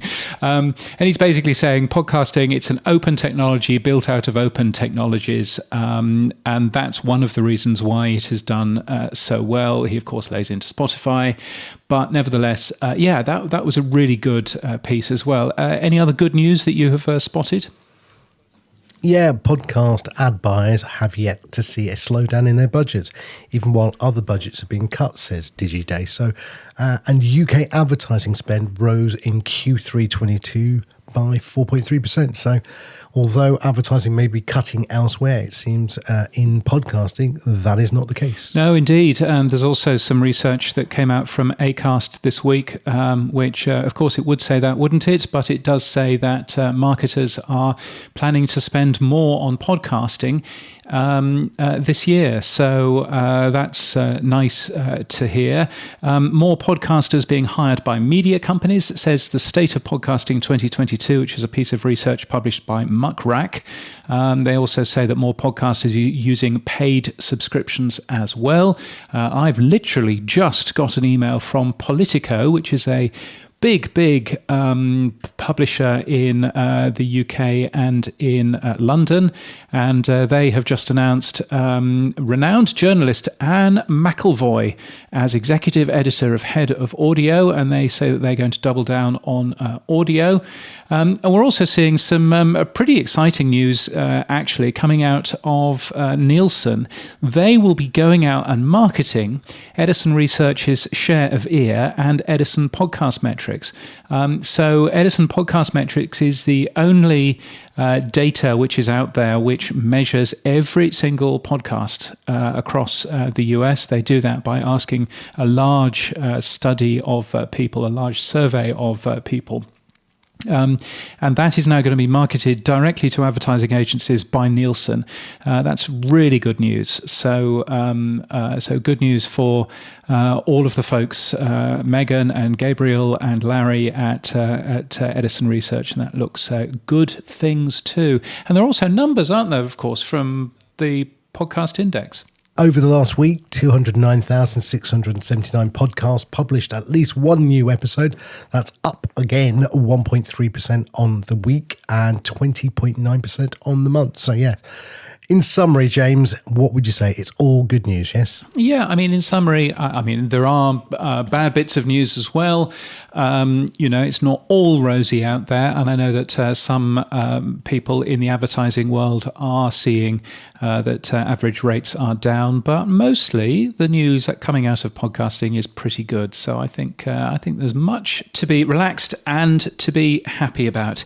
Let's talk about people news. And actually, this is all still good news because there's a ton of new hires out there. Spotify made changes to its podcast leadership team. Of course, Sahar El-Habashi is now head of podcast business. She'll be reporting to Alex Nordstrom. Maya Prohovnik is head of podcast product. So basically, Maya is the old Michael Mignano, and Sahar is the old Dawn Ostroff, I guess, if you wanted to put put it that way. Malvina Goldfelt has joined Podimo as Chief Product Officer. She's ex-Meta and PayPal. Johan Quanet has been announced as VP of Growth, and he used to work at Twitter, Uber, and Alibaba. What else is going on? Well, there's a new head of audio at the Wall Street Journal, as well as an editorial director of audio at the Wall Street Journal. They're spending more money. Philana Patterson, the new head of audio. Alan Harbachak is the editorial director. And Steve Lichtig has joined CNN as the executive producer of podcast and audio content. He's worked at NPR, at Slate, and at NBC News as well. If you're looking for a job, Pod News has podcasting jobs across the industry and across the world. There's a good one going at the BBC at the moment in Los Angeles. They're free to post as well. It'll just take you 2 minutes to add a new role. You'll find that at podnews.net/jobs. The tech stuff on the Pod News Weekly Review. Yes, it's the stuff you'll find every Monday in the Pod News newsletter. Here's where we do all of the tech talk. What have you spotted this week, Sam? Well, first up, cross-app comments is coming to the Podcast Index website. So if you'd like to help, you can do. Dave and Adam were talking about it. They're very keen on getting this into the ecosystem. I can understand why, because it's a massive differentiator between Apple and Spotify, and it also ties together all of the app developers so that we seem to be one rather than disparate islands. I tell you one thing that I did think about in terms of cross-app comments to make them work a little bit better. At the moment, cross-app comments work per episode, not per show. And it occurs to me that actually if one of the plans that we have is to make sure that there are comments in all of these different apps, then perhaps one way to make sure that there are at least comments in those particular apps is to have some form of filter which allows you to see all of the comments that have been made about this particular podcast's episodes. So not have to dive in for particular episodes to actually read those, but to actually see, okay, here are the latest comments about episodes in this podcast.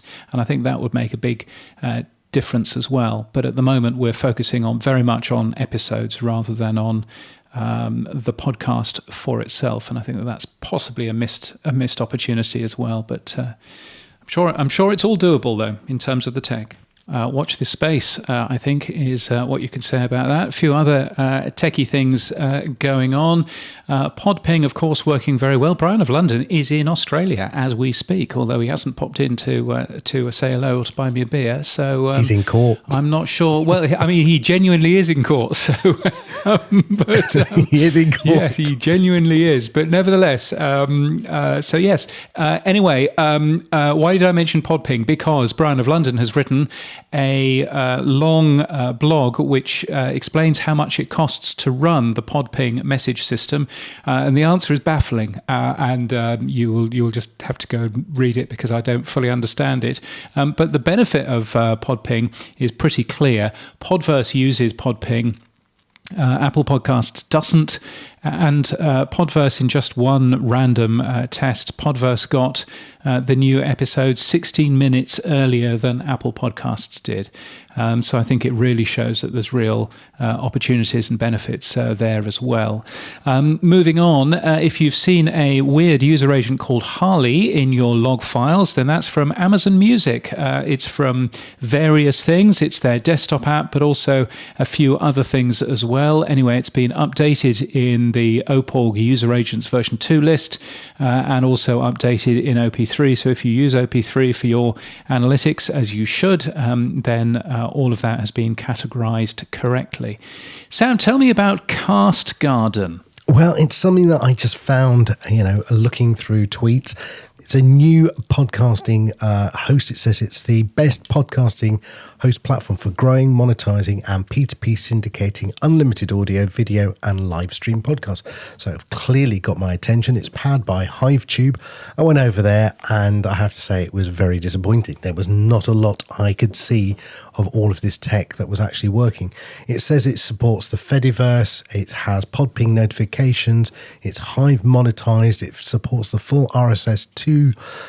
It's 320k audio. All of this sounds amazing, and 4K video. It's a distributed file storage system, so I'm assuming IPFS. blah, blah, blah, blah, blah. It's got hashtag ActivityPub.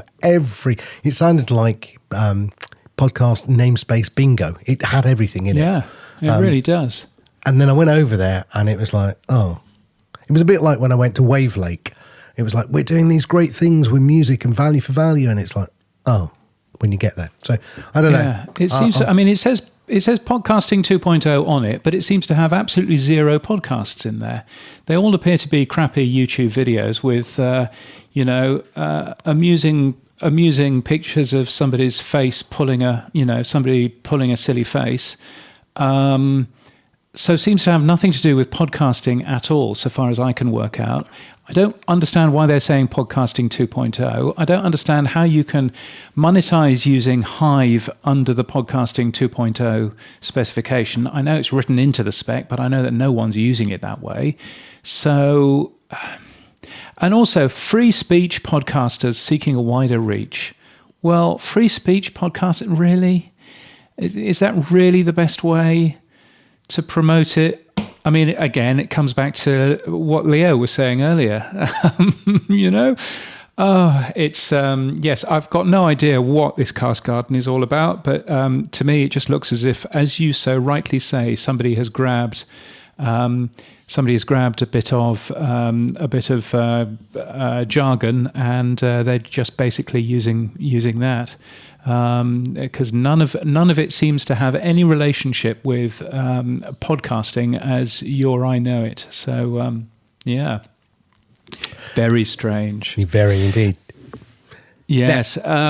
Let's move on while we still can, I think. Nathan Gaithright has been busy. He's been publishing code for a podcast images resizer using the Cloudflare image resizing tool, which is very cool. And Rodecaster has Rode has done a couple of things. Firstly, they've added a broadcast-grade headset microphone. Actually, if you have a set of their fancy headphones, then you can just buy this microphone as an extra for it and plug it in, which is very cool. I have. Oh, have you? Have you got the microphone? No, not yet, but I've got the NTH 100. That's what I'm listening to you now on. Oh, yes. So you are. Yes. Yeah. So you can actually, there is a hidden plug there that you can actually plug this little headset microphone into, apparently. Well, it's not hidden. It's basically, you've got two inputs on each side of your headphones. So if you're left-sided or right-sided, you can have the cable on the most comfortable side, so it works on either way. Right? Okay. And so I assume they're going, well, we've got a hole here that's left. Let's stick a microphone in the other side then. So I assume that's what they're doing. Oh, well, very nice. You'd have thought, Rode being based in Sydney and me being based in Brisbane, you'd have thought that, it would be a good way to get me to talk about their products, to send me one of these things. But no. The Rodecaster Pro as well has new firmware, which has added all kinds of things that I don't fully understand. But I know that Adam Curry is very excited about a particular thing, which is to do with main mix control for the headphone outputs. Have you upgraded to version 1.1.1 on your fancy Rodecaster Pro 2, Sam? I have, yes. And no. Before you ask, I have no idea what's changed. I haven't had time to play. I did upgrade it and then crossed my fingers and hoped it still worked. That was mainly the output of my day. In fact, it got even worse. I left it to upgrade overnight because I didn't know how long the upgrade was. My daughter came home from the pub and decided to turn it off mid-upgrade. That wasn't very helpful. Just pointing out. Wow. Don't do that, kids. We're here today still. I think it's really cool that they keep that thing upgraded and they keep on adding new features to it. I think that's a very, very smart thing. So congratulations to Rode, although, I wouldn't mind having a go on one.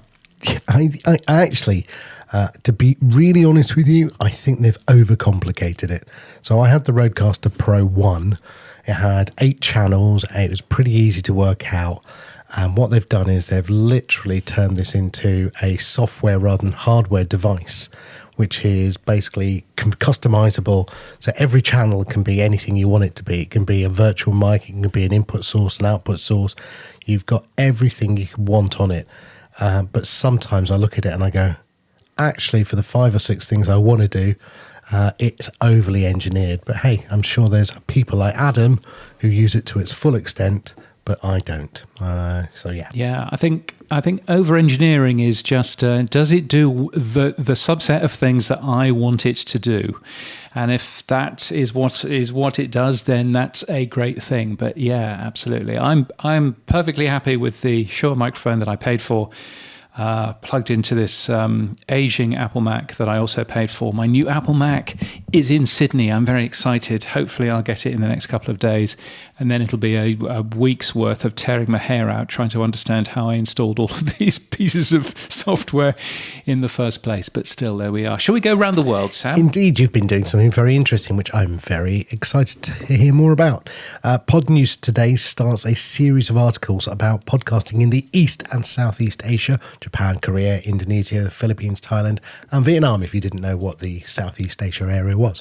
It's a total population of 734 million, making it more than twice the size of the US, and we can expect podcast listening to grow much faster in many of these countries than in the US. Now, who did you ask to write this, and why did you ask them to do it? Yeah, well, actually, I didn't ask.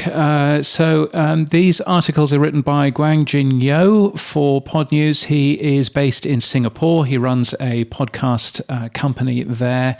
And and he said, I would like to write a set of articles about what podcasting is like in Asia. And I said, brilliant, I'm in Asia too, kind of. I would love to know that too. Here's what I would love to find out. And he's done a really, really good job. So you'll find published today, you'll find an article around Japan and an article around Korea. Japan is fascinating in that the country is very, very different to the sort of country that the US or the UK is. So the sort of content that they are interested in is very, very different to the sort of content that we are interested in as well. And there are big differences between Korea and Japan and the Philippines and Japan and so on and so forth. So it's a great set of articles. So very much looking forward to that. And of course, in many parts of Asia, GDP is going up. The economy is in pretty good shape. And so therefore, it's a real opportunity for the rest of the world. If we can understand what they're interested in terms of podcasting, there's real growth to be had there. So you can find that by having a look at the grinning Japanese soldier from about 12 years ago that I took the photograph. You'll find that on the Pod News website at podnews.net. Now, being an ex-BBCer, now if you're a Zoogler when you leave Google, what's the next BBCer? I don't know. I can't work that out. Yes, Happy. I think is an ex-BBCer. Yeah, you and Louis Theroux, hey? Is he in that secret WhatsApp group with you now that you both left? The BBC have been a bit like Britain and Brexit. They've been isolating themselves even further from the world. What have they been doing this week? Yes, so they have removed their radio stations from a thing called Radio Player. Now, Radio Player is a cross-industry radio and podcasts app that it helped fund back in 2009. And to give a disclaimer, I worked on it. I actually got the commercial radio industry to understand what it was about and to be positive towards the idea so that this would be a one-stop shop for all of UK radio. Well, all of UK radio now, apart from the BBC, because they've taken their radio stations away from it, and you now have to download the BBC Sounds app in order to go and have a listen. And you may remember that the BBC, when Google Podcasts launched, the BBC said, nope, you're not having our podcasts, and didn't allow Google to index their podcasts. And similarly, they've also removed some podcasts from Open RSS for an initial 30 days, so they are exclusive to the BBC Sounds app for the first 30 days, including a topical news quiz, which I always find hilarious, that you would deliberately make a topical news quiz not available to most of the world for the first 30 days. Now, it started doing that a year or so ago. It was described as a trial. Now, on Monday, I asked the BBC press office for a quote as to how that trial is going and how long that trial is going to be happening. And only half an hour ago, I sent them an email saying, hey, just catching up on this and wondering if I might get a response. Hello, this is Future James from The Edit. The BBC came back to me and they said that the trial is ongoing and they have no more information at this time. Anyway, back to the recorded James. It's just miserable and depressing that the BBC, which once was, very open and very much in the internet for the internet, is now pulling all of its stuff away from the internet and being just as bad as Spotify, really. Well, I remember being at Netscape and the guys at the BBC were one of the first to, bring out RSS for shows, and they were one of the first to do podcasting. They were one of the first to do many of the internet stuff. They were a massive advocate of HTML. They were a brilliant group, and it certainly moved in the UK, the industry forward for people adopting the web. Yeah, so it's a shame. Yeah. Does that mean it's trial and error now? Is that the title for the BBC's new show, Trial and Error? Well, quite possibly. I mean, although, if all of their talent keeps on leaving the corporation, then there won't be anything good worth listening to anyway. So I don't suppose it matters that much. True. Now, let's have a look at some events coming up. Spotify is partnering with Pod Live Sport for the UK's first sports podcast festival, which happens next week in London. There's On Air Fest as well, which is happening towards the end of February in Brooklyn. They've announced a ton of different speakers and headliners. They very kindly invited me to go over and be in the audience, but it's a long way to go. And I've said no, but thank you anyway. The Podcast Movement Evolutions is where I will be, though. I've been confirmed, Sam. I am confirmed. Finally. Yes, I'm in the email. As of today, I'm in the email and it says James Cridland returns. It's a bit like Star Wars. But anyway, I will be talking about the Pod News report card, which I should probably say a little bit more about in just a second.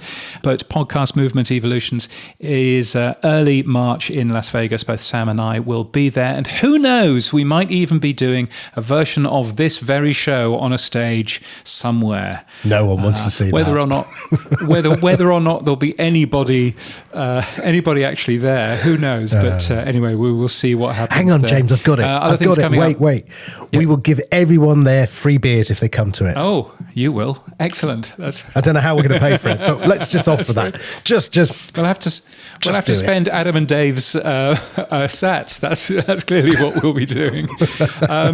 Other things going on. Radio Days Europe is in Prague at the end of March, which I will also be at. The New Zealand Podcast Summit is in Auckland, which hopefully will have dried out by then, in early May, and the podcast show in London in late May. So looking forward to that. All these events going on. We should run our own event, really, too, Sam. And there's a bunch of awards to come. Podcast British. I think I got away with it. The British Podcast Awards are open for entries. Is that what I can understand from this? Yes, by the looks of things. Yep. So that's exciting. You've got time. Come on. What should we go for, James? What should we go for? We're never going to win it because we're not the sponsors. But that's not how it works. It's a well-organised one. Sorry. The sponsors are Pod, who are our competitors. So I think that there is a thing there. But also, we would be up against the newsagents. There's no chance that we're going to win. Oh, come on, Dino. No chance. You've won enough stuff. Let us have one go. No chance. No? Okay. There is also the Sonic Bloom Awards, which have been announced in the US, which is open to anybody apart from male people to enter. Well, in fact, they've even clarified that you can, if you are male, you can enter. It's just that you won't win. So I'm there thinking, take your money. What's the point of that? And the India Audio Summit and Awards were held in Mumbai recently. May Thomas won Best Show Host in the music category for Made in India. Congratulations, May. It's always excellent to see a friendly name in the middle of that, and you'll find more information all about that. And one you can pronounce. One that I can pronounce, which is also a good thing. Although, frankly, you should be reading out all of them, all of the nominees. So you do a much better job than I would. And the Ambies have announced their full list of nominees. There's an awful lot of US stuff in there. If you are a member of the Podcast Academy, you are the judging panel for the actual winners. So you should be going to check your email to find out how to vote. The winners will be announced in the International Theatre at the Westgate in Las Vegas on March the 7th, which is normally the one that Barry Manilow sings at. So that's going to be a thrill, isn't it? There are more events, both paid for and free, at Pod News. If you're organising something, tell the world about it. It's free to be listed, podnews.net/events. Boostergram Corner on the Pod News Weekly Review. Yes, it's my favourite time of the week. If you have a boost button, it's always good to get your messages, and it's great to see a number of different messages coming in, including Gene Bean, who says, "I love there's a way to get all podcasts to show on the Fountain charts now." Yes, there is. All you do is you add your own Fountain wallet to the splits, and that means that Fountain can then see all of that and can make sure that you are in those charts. And this very show is in those charts, Sam, which is always a good thing.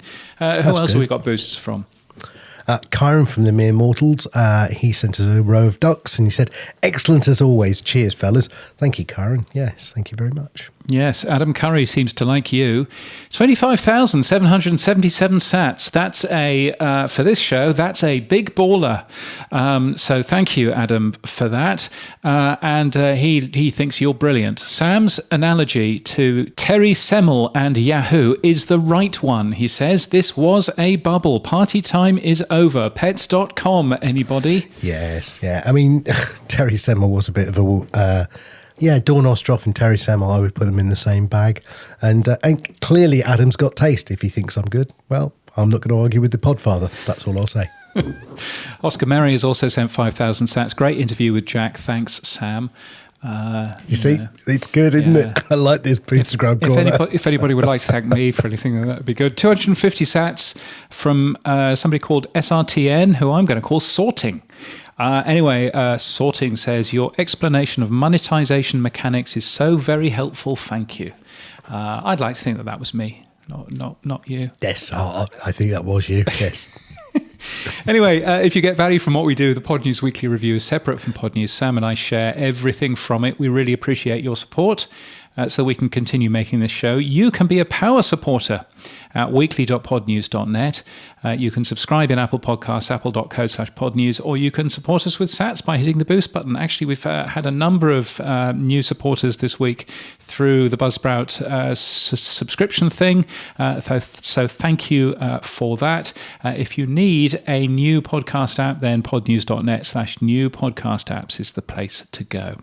What's happening for you this week, Sam? I was a guest on the Global Discussion with Simon Hodgkins. That was great. I really enjoyed that. Talking about the podcast index, the namespace, value for value, micro payment sats, and Podfans. So if you want to hear more of my ramblings, then find me on the Global Discussion. Very nice too. Any nice dinners coming up?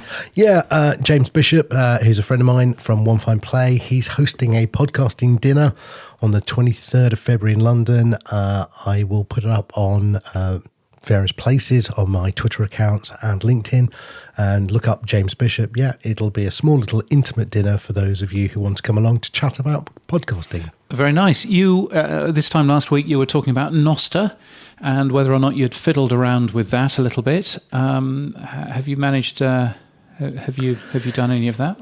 Yeah. Yeah. I mean, again, new tech is something I love.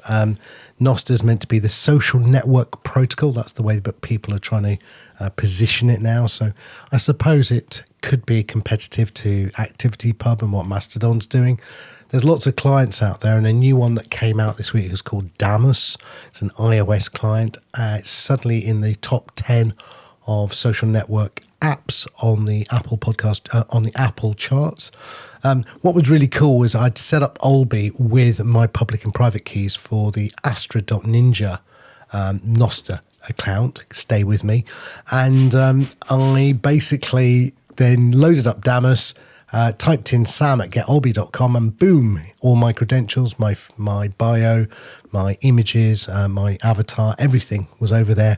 And yeah, I was following Jack. So it's pretty cool. It means it's like a way of, the clients being independent and offering features, but the Nostr client pulls your details from your credentials. I thought this was a great little step forward. I still think it's too early for mainstream, but I can see the direction. Yeah, no, indeed. It's always fun to fiddle around with new stuff like this. You'll find me on Nostr, James at crid.land. Which I've managed to get working there. So, yes, so if you want to find me there, although frankly, I'm not using it an awful lot, but it's always quite fun to play with. And one last one, which I think is really cool, is called Tome.app. It's a new presentation tool, and it's got full ChatGPT and DALL-E 2 built into it. So you can just type out the title of your presentation and click ChatGPT, and it does all your slides for you. And then you can go and edit them. And then you can say, put the images with it, and it uses DALL-E 2, and you get some cracking images. So there, it's a really quick way of starting a presentation if you want to. It sounds horrifying.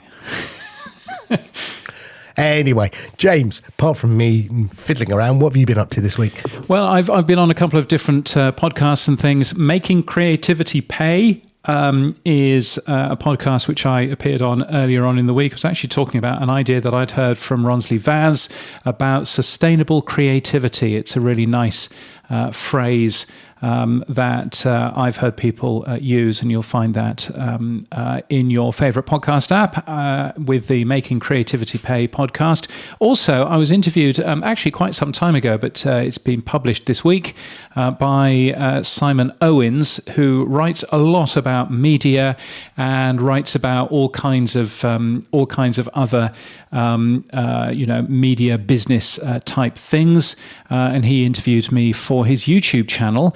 And the title of it is How James Cridland Built the Most Influential Newsletter Within the Podcast Industry.